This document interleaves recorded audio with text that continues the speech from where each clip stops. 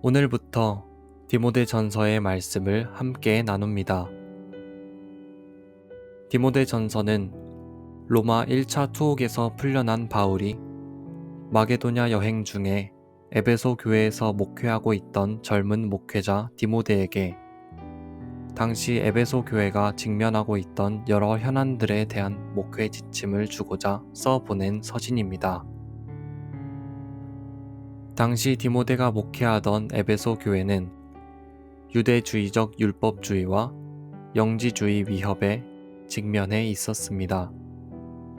또한 당시 초대 교회들이 대부분 남성보다 여성의 수가 훨씬 많았을 뿐 아니라 여성의 역할이 큰 비중을 차지하고 있었습니다. 이에 교회 안에서의 분란을 막고 남녀 성도 간의 일치와 질서 유지에 대해 특별히 여성들의 행동 자제에 대해 교훈하며 또 이런 일들을 보다 조직적이고 체계적으로 담당하여 처리하며 성도들을 지도할 조직이 필요해서 이에 관한 전반적인 목회 지침을 기록하게 된 것입니다. 이 외에도 에베소 교회는 교회 공동체의 원활한 운영과 과부와 같은 경제 자립 능력이 없는 자들에 대한 구제 사업을 비롯하여 여러 가지 교회의 사업을 위한 재원 조달이 시급했기 때문에 바울은 이에 대한 대책에 대해서도 일러줄 필요가 있었습니다. 이상과 같은 목회와 교회 행정적 측면의 모든 문제들과 또한 목회자가 실제 현장에서 부딪히게 되는 여러 문제들에 관한 기본 지침과 교훈을 주기 위해 바울은 디모데전서를 쓰게 되었습니다. 오늘 우리가 함께 나눌 말씀은 디모데전서 1장입니다. 디모데전서 1장은 인사와 바른 복음을 가르치라는 권면과 바울의 고백, 그리고 선한 싸움을 싸우라는 말씀입니다. 이제 각각의 내용을 살펴보겠습니다. 1절부터 2절입니다. 바울의 인사에서 다른 서신서와는 다른 표현이 추가되었습니다. 그것은 바로 그리스도 예수의 명령을 따라 라는 표현입니다. 이 명령은 신적이며 왕적인 명령을 연상시키는 강권적인 명령입니다. 자신이 사도가 된 이유를 바울은 그리스도 예수의 명령을 따라 된 것이라고 말합니다. 이것은 엄중한 권위에 대한 바울의 복종을 의미합니다. 이런 바울이 믿음 안에서 참 아들 된 디모데에게 편지를 합니다. 그를 대신해서 에베소에 남아 목회를 하는 디모데를 향한 바울의 마음입니다. 3절부터 11절입니다. 바울이 마게도냐로 가면서 에베소에 디모데를 남겨둔 이유를 다음과 같이 말합니다. 3절과 4절입니다. 내가 마게도냐로 갈 때에 너를 권하여 에베소에 머물라 한 것은 어떤 사람들을 명하여 다른 교훈을 가르치지 말며 신화와 끝없는 족보에 몰두하지 말게 하려 함이라. 신화와 끝없는 족보가 무엇인지 정확히는 모르겠지만 이러한 것들이 바른 교훈으로부터 벗어나게 하는 것은 명확합니다. 그런데 이런 것을 가르치는 사람들이 있었습니다.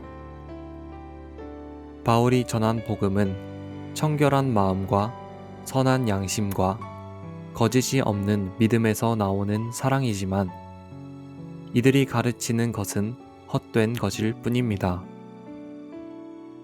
그래서 이런 가르침은 끊임없는 변론을 만들어낼 뿐입니다. 그러면서 자기가 하는 말이나 주장하는 것도 깨닫지 못하면서 율법의 선생이 되려고 합니다. 율법은 옳은 사람을 위하여 세운 것이 아니라 교훈을 거스르는 사람을 위한 것입니다. 하지만 바울이 전하는 복음은 하나님의 영광을 나타내는 것입니다. 12절부터 17절입니다. 바울은 자신에게 복음을 전하는 직분을 맡기신 예수 그리스도께 감사합니다. 그 이유는 이전에 자신이 어떠한 사람이었는지를 분명하게 자신이 알기 때문입니다.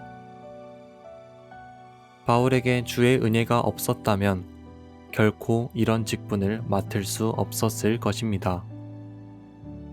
이 모든 은혜는 바울에게 뿐만 아니라 모든 사람이 받아야 합니다. 자신은 이런 은혜를 받을 만한 사람이 아니었다고 고백합니다. 하지만 예수 그리스도의 일체 오래 참으심을 통해 자신이 긍휼을 입게 되었고 이 긍휼이 주를 믿어 영생을 얻는 자들에게 될 것이라 말합니다. 그래서 이런 일을 행하시는 영원하신 왕, 홀로 하나이신 하나님께 존귀와 영광을 올려드립니다. 이것이 바울의 고백입니다.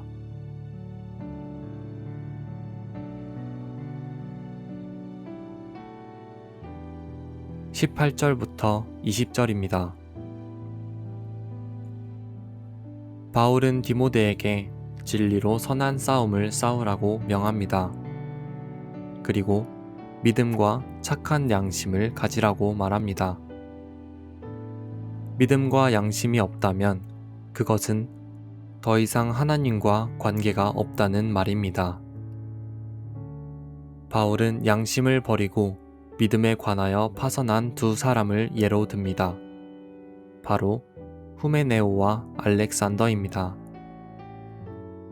이들이 어떻게 양심과 믿음을 버렸는지 알 수는 없지만 바울이 이들을 사탄에 내주었다고 말하는 것으로 보아서는 그 정도가 돌이킬 수 없었던 것 같습니다.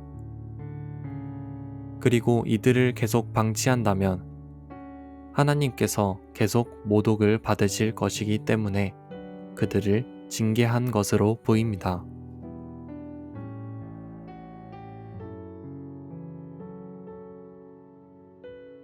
오늘 우리는 디모데전서 1장의 말씀을 통하여 하나님의 복음 이외에 다른 어떤 것에 몰두하지 않아야 함을 보았습니다.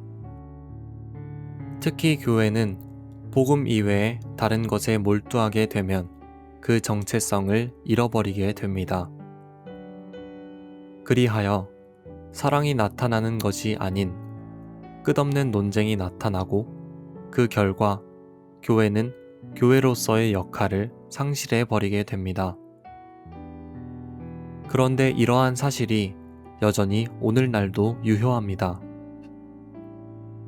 복음을 아는데 힘쓰지 않으면 그 자리를 무엇이 대신할까요? 답은 분명합니다. 교회가 복음에 힘쓰지 않으면 생명 없는 어떤 것이 그 자리를 대신할 것입니다. 그래서 교회에서 다른 어떤 것도 중심이 되어서는 안 되는 것입니다.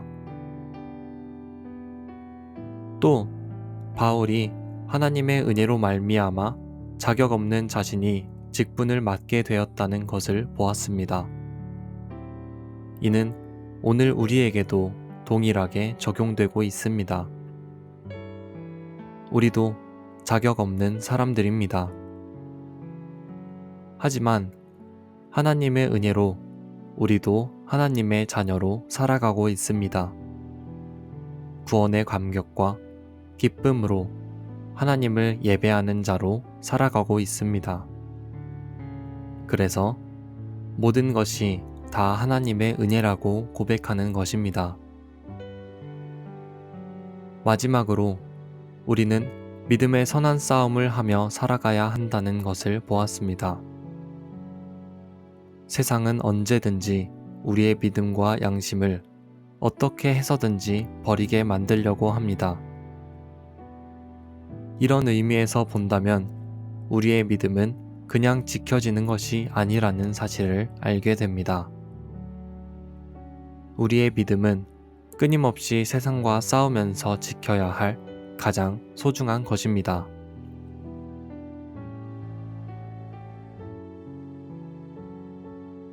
오늘의 말씀 묵상을 위한 도움입니다. 첫 번째입니다. 교회 안에서 분명하게 가르쳐야 할 것이 복음입니다. 복음 이외에 다른 것을 가르치려 하거나 배우려 한다면 더 이상 교회는 교회로서의 역할을 감당할 수 없게 됩니다. 그렇다면 나는 복음을 배우기에 힘쓰는 사람입니까? 아니면 다른 교회에서 다른 어떤 것을 더 해야 한다고 생각하십니까? 두 번째입니다. 내가 하나님의 자녀로 살아가는 것이 무엇 때문이라고 생각하십니까? 나는 이 사실에 대해 감사하고 있습니까? 그렇게 감사하는 분명한 이유를 말할 수 있습니까? 세 번째입니다. 믿음의 선한 싸움을 해야 한다는 말씀을 듣고서 드는 생각이 있습니까? 그리고 양심을 버리고 믿음에 관하여 파선한다는 말씀을 통해서는 어떤 생각이 듭니까? 디모데전서 1장은 여기서 마치겠습니다.